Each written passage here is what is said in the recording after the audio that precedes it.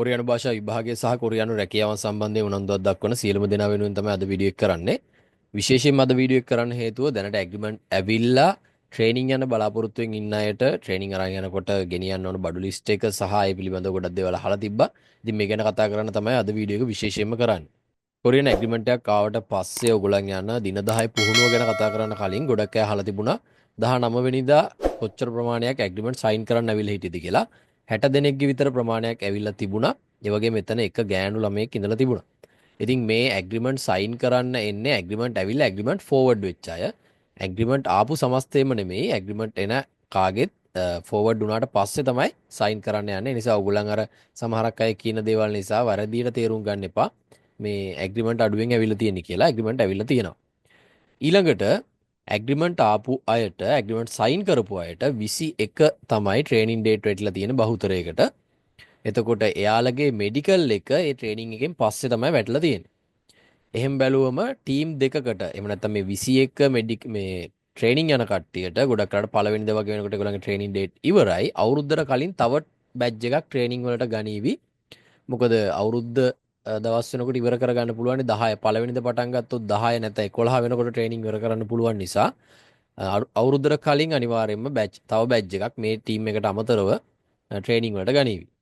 ඒ වගේම මේ 19 වෙනිදා ඇග්‍රීමන්ට් ආපු විදිය කොහොමද කියලා ගොඩක් අය අහලා තිබුණා. දීවරාංශයට ඇග්‍රීමන්ට් ඇවිල්ලා තිබුණා. හැබැයි අර බලාපොරොත්තු වෙච්ච තරම් ලොකු ප්‍රමාණයකින් ආවේ නැහැ. පොඩි ප්‍රමාණයක් ඇග්‍රීමන්ට් ලැබුණා. ඒ වගේම සේවාංශයටත් ඇග්‍රීමන්ට් ලැබිලා තියෙනවා. ඉදිකිරීම වලටත් ඇග්‍රීමන්ට් ලැබිලා තියෙනවා. ඉතින් හොඳ දෙයක්. සේවා වලට සහ ඉදිකිරීම වලට කොච්චර ප්‍රමාණයක් ලැබුණද කියලා එහෙම හරියටම කියන්න අමාරුයි. නමුත් මේ අංශ තුනටම ඇග්‍රීමන්ට් ලැබිලා තියෙනවා. රයිට්. අපි බලමු ඔයාලගේ ප්‍රධාන ප්‍රශ්නේ මොනවද මේ ට්‍රේනින් එකට ඇග්‍රීමන්ට් එකක් ආවට පස්සේ ඔයගොල්ලන් යන දින 10 පුහුණුවට අවශ්‍ය වෙන දේවල් කියලා. ඉතින් ඕගොල්ලන්ට කොරියන් ඇග්‍රීමන්ට් එකක් ඇවිල්ලා ඒක ෆෝවර්ඩ් වුණාට පස්සේ මැසේජ් එකක් එනවා. ඒ මැසේජ් එක විදේශ සේවාවකින් එන්නේ. ඒකේ ඕගොල්ලන්ට සඳහන් වෙනවා යම්කිසි මුදලක් ගෙවන්න මෙන්න මේ කාණ්ඩ වලට මෙච්චර මුදලක් ගෙවන්න කියලා. ආසන්න වශයෙන් 1,43,000ක විතර මුදලක් ඕගොල්ලන්ට ගෙවන්න ඕන. ඒ මුදලට අන්තර්ගතයි ඕගොල්ලන්ගේ දින 10 පුහුණුවට ගත වෙන රුපියල් 35,000ක මුදල. ඒ මුදල් ගෙවලා ඔක්කොම කරාට පස්සේ ඕගොල්ලන්ට මෙඩිකල් කරන්න ඕන නම් මෙඩිකල් ඩේට් දෙනවා. ඒ වගේම ඔයාලට කියනවා පොලිස් රිපෝට් දාන්න කියලා. අවශ්‍ය අයට, ඒ කියන්නේ අලුතෙන්ම වෙබ් එකට වැටිච්ච අයට ඒක අවශ්‍ය වෙන්නේ නැහැ ගොඩක් වෙලාවට. ඒ වගේම ඕගොල්ලන්ගේ ට්‍රේනින් ඩේට් එක දෙනවා. ඒ ට්‍රේනින් ඩේට් එකත් එක්ක ඔයාලට දෙනවා මෙන්න මේ බඩු ලිස්ට් එක අරගෙන එන්න කියලා. ඔයගොල්ලන්ට බඩු ලිස්ට් එකක් අනිවාර්යයෙන්ම කියනවා. පුහුණුවට යනකොට මෙන්න මේ විදියට යන්න. මේ විදිහේ බඩු ලිස්ට් එකක් අරගෙන එන්න කියලා. ඉතින් මේ තියෙන්නේ ඔයගලන්ට අවශ්‍ය වෙන බඩු ලිස්ට් එක ඔරිජිනල් PDF එක ඒක නිකන් ෆොටෝ එකක් වගේ තියෙන එක එච්චර ක්වොලිටි නැති නිසා තමයි මම මේකක් හදලා තියෙන්නේ. ඔයගලන්ට අවශ්‍ය වෙන සුදු අත්කොට කමිස සුදු අත්කොට ෂර්ට් දෙකක්. ඒ වගේම කළු දිග කලිසම් දෙකක් ඩෙනිම් නෙමෙයි නෝමල් අපි කියන අර ඔෆිස් කලිසම් ඒ වගේ දෙකක්. කළු බෙල්ට් එකක්. ඊළඟට සුදු මේස් බැනියන් දෙකක්. කළු මේස් කූට්ටන් දෙකක්. ඊළඟට ලේස් සහිත පොලිෂ් කරන්න පුළුවන් සපත්තු කූට්ටමක් අවශ්‍ය වෙනවා. ඊළඟ වගේම පොලිෂ් කරන්න සපත්තු පොලිෂ් අවශ්‍ය වෙනවා. මේකේ මේ ප්‍රමාණය නම් ඇත්තටම ඇති ට්‍රේනින් එකට යන කෙනෙක්ට ට්‍රේනින් ගිහිපු කවුරු හරි ඉන්නවා නම් මේ ප්‍රමාණය මේ තියෙන ප්‍රමාණයන් වල ගැටලුවක් තියෙනම් මැසේජ් එකක් දාන්න කමෙන්ට් කරන්න අනිත් අයට තොරතුරු බෙදා ගන්න පුළුවන්. මේ ටික අවශ්‍ය වෙන්නේ ඕගොල්ලන් මේ ට්‍රේනින් එකේදී ඕගොල්ලන් සුදුයි කළුයි විතරයි සාමාන්‍ය ට්‍රේනින් එක ඇතුළතදී වෙන පාටවල් පාවිච්චි වෙන්නේ නැහැ. සුදු සහ කළු ඇඳුම් වලින් තමයි අර නිකන් ආමි ට්‍රේනින් එකට ගියා වගේ හැඟීමක් තමයි ඔයගොල්ලන්ට දැනෙන්නේ. කොණ්ඩෙත් කොටර කපලානේ යන්නේ. මේ අවශ්‍ය වෙන්නේ ඔයගොල්ලන්ට දේශන තියෙනවනේ. ඒ කියන්නේ කොරියන් භාෂාව උගන්වන ඒවට යනකොට ඔයගොල්ලන් මේ විදිහට තමයි යන්න ඕන. මේ කලිසමයි ෂර්ට් එක ඇඳලා. ඒකට අවශ්‍ය දේවල් තමයි මේ තියෙන්නේ. ඉතින් ඊට පස්සේ තියෙනවා ඔයගොල්ලන්ගේ අර PT වලට අවශ්‍ය දේවල් ටික. මේකේ සුදු අත්කොට කොළ රහිත කොළ නැති ටී-ෂර්ට් දෙකක් අවශ්‍ය වෙනවා. ඊළඟට සුදු නූල සහිත අපි අර කියන්නේ බොටම් එක වගේ කොට කලිසම් තියෙන්නේ. අන්න එහෙම කලිසම් දෙකක් අවශ්‍ය වෙනවා. ඊළඟට සුදු මේස් කූට්ටම් තුනයි. සුදු කැන්වස් සපත්තු කූට්ටමයි. ඊළඟට කැන්වස් සපත්තු වලට සුදු ආලේපන තියෙනවනේ ලික්විඩ් එක තියෙනවා. අනේ ලික්විඩ් එකක්. ඒ වගේම කළු බොටම් එකක්. මෙන්න මේකෙදි නම් සමහරක් අයට ওই ටිකක් වැස්ස කාලේ වගේ වුණොත් ෂර්ට් දෙක වෙනුවට ෂර්ට් තුනකුයි කලිසම් තුනකුයි අරන් ගියොත් හොඳයි කියලා ගිහිපු අය කියනවා. ඒ වගේම මේ ස්කූටන් තුන නම් ඇතිලු ඕන නම් මේ ස්කූටන් හතරක් අරන් යන්න කියලාත් කියනවා. අනිත් ඒවා නම් ගැටලුවක් නැහැ කියලා තමයි කියන්නේ.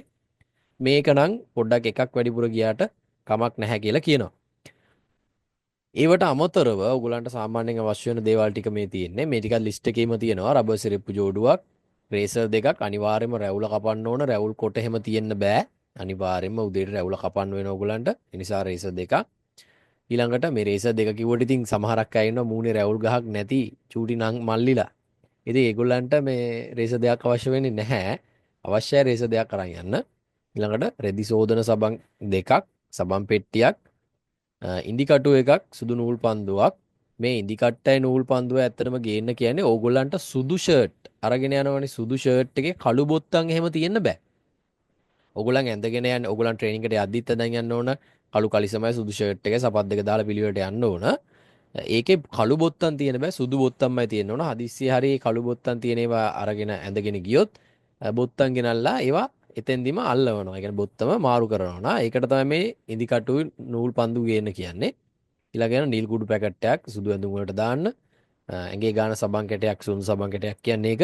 ඊළඟට සුදු ඇඳ ඇතිරිලි දෙකක්, සුදු කොට්ට උර දෙකක්, සුදු ටවල් දෙකක්, සුදු ලේන්සු දෙකක්, දත් බෙහෙත්, දත් බුරුසුව, ඊළඟට ඔයගොල්ලන්ගේ ජාතික හැඳුනුම්පත ඒ දේවල් ටික අවශ්‍ය වෙනවා. ඊට අමතරව ඔයගොල්ලන්ගේ පුහුණුවට මුදල් ගෙවපු රිසිට් පත අවශ්‍ය වෙනවා. ගමන් බලපත්‍රයේ පිටපත් 4ක්, පිටු 80 තනිරුල් පොත් 4ක් කියලා තියෙනවා. ඒ කියන්නේ ඔයගොල්ලන්ට එහෙදි උගන්වනවා. ඒක නිසා තමයි මේ පොත් ගේන්න කියලා තියෙන්නේ. ඊළඟට ඒකට අවශ්‍ය පරිදි පෑන්.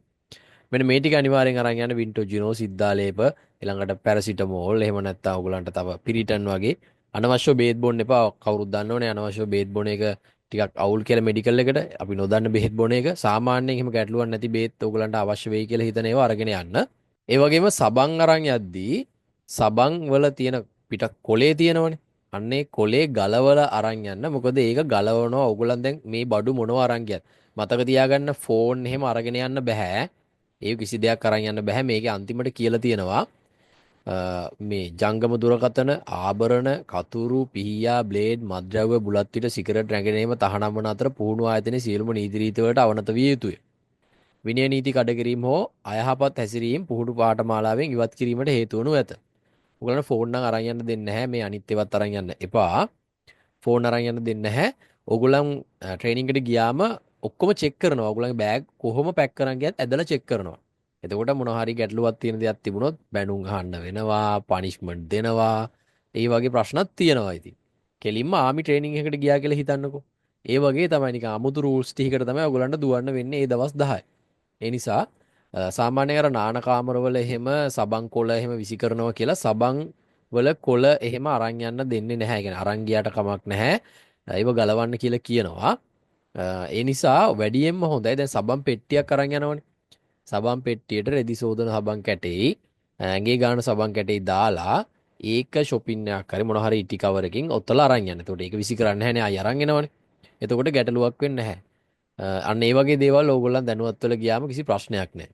ඉතින් ඊට අමතරව ගෑනු ළමයිට විශේෂයෙන් කියලා තියෙනවා ශාරීරික අභ්‍යාස සඳහා කොට කලිසම් හා කොළ රහිත ටී-ෂර්ට් වෙනුවට තනි සුදු කොළ සහිත ටී-ෂර්ට් දෙකක් ඒගොල්ලන්ට කොළ එක තියෙන ටී-ෂර්ට් ගේන්න කියලා තියෙන්නේ. ඒ වගේම ශාරීරික අභ්‍යාස සඳහා ගැලපෙන සුදු බොටම් දෙකක් ඕන අර කොට කලිසම් නෙමෙයි සුදු බොටම් දෙකක්. ඒකම කළු බොටම් එක රැගෙන ආයුතුයි කියලා තියෙනවා.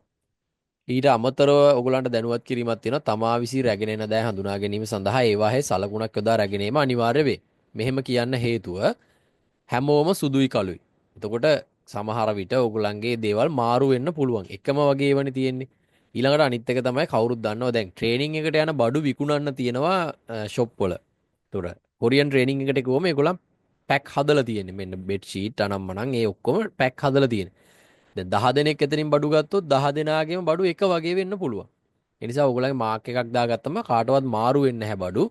ඉතින් සමහරක් වෙලාවට ඇතුළේදී කවුරුත් එමෙ හිතලා ගන්නව නෙමෙයි ඔක්කොම එක වගේ නිසානේ මාරු වෙන්නේ. ඒ නිසා පොඩි මාක් එකක් දාගෙන යන්න. ඊළඟට කොරියානු පෙරවිගමනික පුහුණුවේදී නම්‍යතාව හා දරා ගැනීමේ ශක්තිය වැඩි දියුණුවන ව්‍යායාම වල යෙදෙන අතර දිවීම සහ ඇවිදීමද සිදු කරන බැවින් ශාරීරික අභ්‍යාස කිරීමට සුදුසු සෞඛ්‍ය තත්ත්වයක සිටින බවට රජයේ ලියාපදිංචි වෛද්‍යවරයෙකුගේ වෛද්‍ය වාර්තාවක් පුහුණුව ආරම්භ වන දිනේදී රැගෙන පැමිණීම අනිවාර්ය වේ. මෙඩිකල් එකක් අරන් යන්න. මෙහෙම හරි ආදරෙන් කිව්වම නිකන් දිවීම සහ ඇවිදීම සිදු කරන බැවින් කිව්වට දිවීම ඇවිදීම විතරක් සිදු කරලා නිකන් ඉන්නේ නැහැ. ටිකක් අමාරුයි. ඔයගොල්ලන්ව ටිකක් දුවවනවා. ඔයගොල්ලන්ට ටිකක් අමාරු දේවල් ටිකක් තියෙනවා ඉතින්.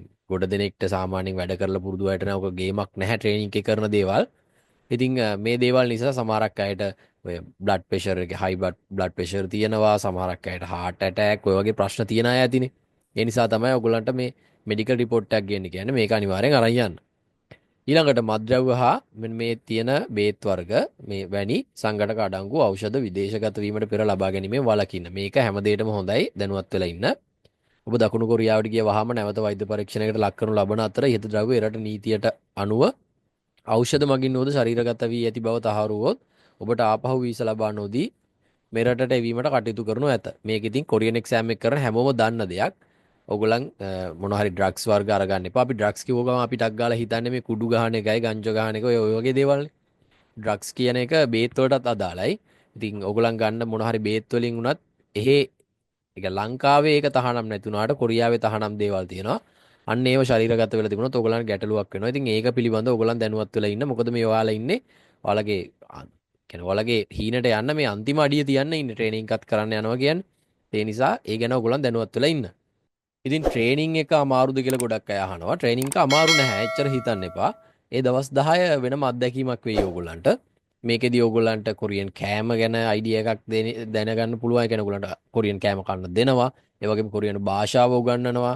ඊට පස්සේ සහයෝගයෙන් වැඩ කරන්න උගන්වනවා. සහ ඕගොල්ලන්ගේ ෆිසිකල් ෆිට්නස් එක, ඕගොල්ලන්ගේ මොරාල් එක හදන්න ඕගොල්ලන්ට ට්‍රේනින් එකක් දෙනවා. ඉතින් මෙන්න මේ දේවල් තමයි මේ දවස් 10 ඇතුළත වෙන්නේ. ඊළඟට රුපියල් 35000ක් ගෙවන එක ඇත්තරම පාඩු නැහැ. ඕගොල්ලන්ට හොඳට කන්න බොන්න දීලා ඒ දේවල් කරනවා. ඉතින් ඒක නිසා මේ ඒ මුදල එච්චර හිතන්න එපා ඕගොල්ලන්.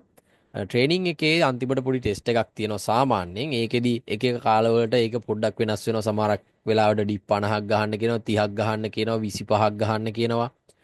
බාර් 5ක් 10ක් ගහන්න කියනවා. ඒ වගේම සිටප් ගහන්න කියනවා. ඔය වගේ දේවල් තමයි තියෙන්නේ. ඒවා සාමාන්‍ය 25ක් 30ක් 50ක් වගේ ප්‍රමාණයක් තමයි.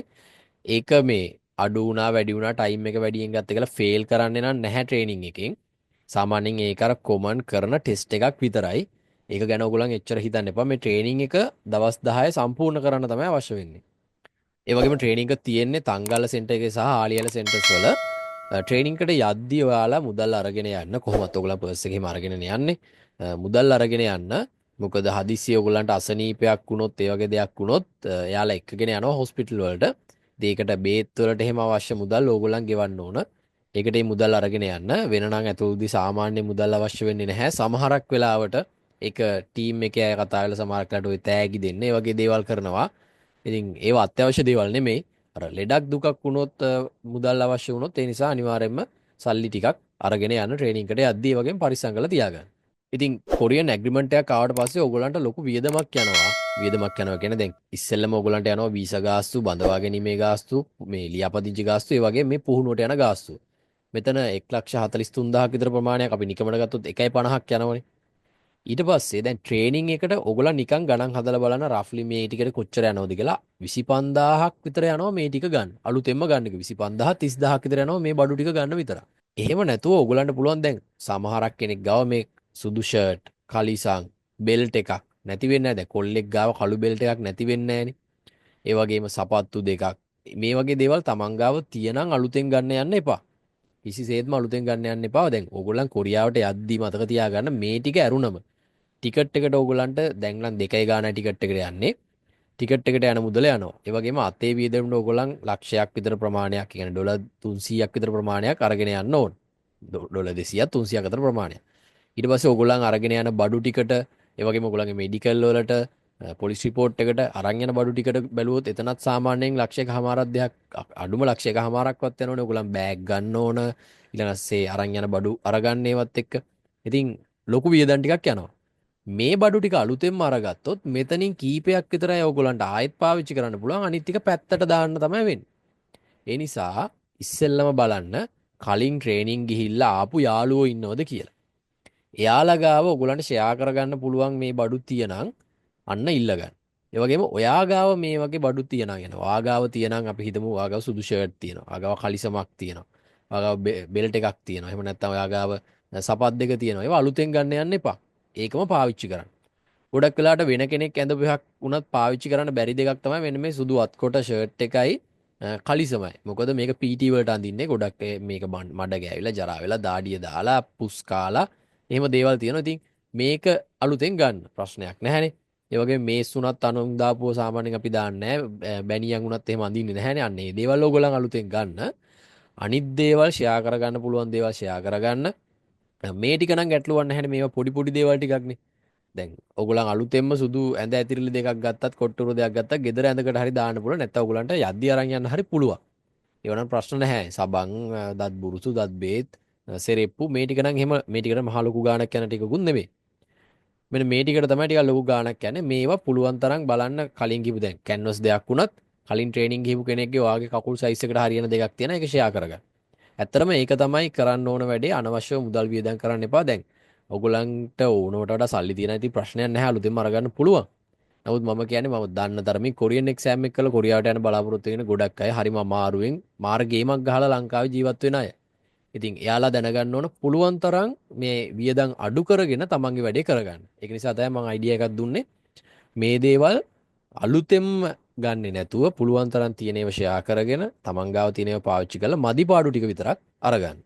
ඉතින් ට්‍රේනින් එක ගැන නම් ඔච්චරයි කියන්න තියෙන්නේ. ට්‍රේනින් එකේදී සාමාන්‍ය අමාරු වෙන්නේ නැහැ. ට්‍රේනින් එක හරිම ලේසි. එමෙ හිතාගෙන ඔයගොල්ලන් යන්න. මම කලින් කිව්වා වගේම ඔයගොල්ලන්ට ජීවිතේ හම්බෙන හොඳම අත්දැකීමක් වෙයි මේ දවස් 10 ට්‍රේනින් එක. මෙතනින් පස්සේ ඔයගොල්ලන් මෙඩිකල් එක කරලා නැත්නම් දැන් 21 යන සෙට් එක එහෙම තාම මෙඩිකල් කරලා නැහැ නේ. ඔයගොල්ලන්ට මෙඩිකල් එකට මුදලක් යනවා. 15000ක් හෝ 16,000ක් යනවා ගෑන් ළමයිට. ඒ වගේම පොලිස් රිපෝට් එක ඔයගොල්ලන් දැනටම දාලා ඇත්තේ එතෙන් රුපියල් 5000ක් විතර යනවා. ඒක වියදම් වෙලා තියෙන්නේ දැන්. ඒ වගේම ඊළඟට ඔයගොල්ලන්ට ටිකට් එකේ මුදල හදාගෙන තියාගන්න. ටිකට් එකට SLBFE එක කිසිම සම්බන්ධයක් නැහැ. ඒ කියන්නේ ශ්‍රී ලංකා විදේශ නියුක්ති කාර්යාංශය සම්බන්ධයක් නැහැ. ටිකට් එක දාන්න ඕන අර ශ්‍රී ලංකා විදේශ නියුක්ති කාර්යාංශය යටතේ තියෙනනේ ඒජන්සි එකක් SLFEA කියලා. ඒකට තමයි ටිකට් එකට සල්ලි දාන්නේ. එතකොට සාමාන්‍ය මැසේජ් එක එන්නේ දැන් හෙට උදේ 10 වෙනකොට දාන්න. නැත්නම් උදේ මෙනෝ මැසේජ් එකක් අද 10 වෙනකොට සල්ලි දාන්න. වගේ තමයි මැසේජ් එකක් එන්නේ. ඒ නිසා දැන් ඔයගොල්ලන්ට ඇග්‍රීමන්ට් ඇවිල්ලා ඔයගොල්ලන් දන්නවනේ දැන් යන්න ඉන්නේ කියලා. ඒ ඔයාලා අනිවාර්යයෙන්ම කියන්නේ කොයි වෙලෙද දාන්න පුළුවන් විදියට ආසන්න වශයෙන් ලක්ෂ 3ක් හදාගෙන තියාගන්න. 3ක් කියන්නේ නැහැ 2.80ක් 2.70ක් වගේ ප්‍රමාණයක් කියන්නේ. ඒක හදාගෙන තියාගන්න. එතකොට කිසිම ගැටලුවක් නැහැ. සල්ලි අහපු ගමන් ඔයගොල්ලන්ට සල්ලි දාන්න පුළුවන්. ඊළඟට ඔයගොල්ලන්ගේ අතට එහෙ කොරියාව ගියාම අවශ්‍ය වෙන වියදම සහ ඔයගොල්ලන්ගේ බඩු ටික එහෙම ඉස්සරේ හදාගන්න. බඩු ටික ගැනත් මම පස්සේ විස්තරයක් දෙන්නම්. ඔයගොල්ලන්ට පොඩි අදහසක් දෙන්නම්. මෙහෙම සාමාන්‍යයෙන් ට්‍රාන්සිට් එක ගියත් ඒ කියන්නේ වෙන රටකට ගිහිල්ලා මැලේසියන් සිංගප්පූරු වගේ ගිහිල්ලා එතනින් තව ප්ලේන් එකකට මාරු වෙලා කොරියාවට ගියත් ඔයගොල්ලන්ට හෑන්ඩ් කැරි එකට අතේ අරන් යන දෙන්නේ කිලෝ 7ක වගේ ප්‍රමාණයක්. ඉතින් ඩිරෙක්ට් ෆ්ලයිට් එකේ තමයි ෆස්ට් ටයිම් යන රීඑන්ට්‍රි නැතුව ෆස්ට් ටයිම් යන හැමෝම සාමාන්‍යයෙන් ඩිරෙක්ට් ෆ්ලයිට් වල තමයි යවන්නේ. සමහරක් වෙලාවට විතර ට්‍රාන්සිට් එකක් වැඩෙනවා. ඉතින් ඔයාලට කිලෝ 7ක් කිලෝ 10ක් විතර අරන් යන්න පුළුවන් බෑග් එකක් අවශ්‍ය වෙනවා. අතේ අරන් යන කිලෝ 7ට අමතරව ට්‍රාන්සිට් එකක වුණොත් ඒ කියන්නේ අර මාරු වෙන ෆ්ලයිට් එකක් වැටුනොත් ඕගොල්ලන්ට කිලෝ 23ක විතර ප්‍රමාණයක් තමයි දෙන්නේ. නමුත් ඒජන්සි එකකින් ඒක කිලෝ 30කට විතර ගොඩක් වෙලාවට හදලා දෙනවා. ඕගොල්ලන් ඩිරෙක්ට් ෆ්ලයිට් එකේ නම් යන්නේ ඕගොල්ලන්ට කිලෝ 30ක් කියලා තමයි කියන්නේ. නමුත් කිලෝ 40ක් ඕගොල්ලන්ට අරගෙන යන්න පුළුවන්. ඉතින් බඩු ටික ලෑස්ති කරද්දි ගෙනියන බඩු ටික ලෑස්ති කරද්දි ඔයගොල්ලෝ ලිස්ට් එකක් හදන්න. අත්‍යවශ්‍යම දේවල් මොනවද කියලා ලිස්ට් කරගන්න. ඊට පස්සේ සාමාන්‍යයෙන් අවශ්‍ය වෙන දේවල් මොනවද කියලා ලිස්ට් කරගන්න. නිකන් අර අපි කියන්නේ ඉඩ තිබුණොත් විතරක් අරන් යන්නේ මොනවද කියලා සල්ලි තිබුණොත් විතරක් දාගෙන යන්නේ මොනවද කියලා ලිස්ට් කරගන්න. එහෙම කරගෙන බඩු ටික ලෑස්ති කරගන්න. ඉතින් අද අපි කතා කරපු ප්‍රධාන කාරණාව වුණේ මේ ට්‍රේනින් එකට යද්දි කොරියාවට යන්න දින 10 පුහුණුවට යද්දි අවශ්‍ය වෙන දේවල් මොනවද කියලා.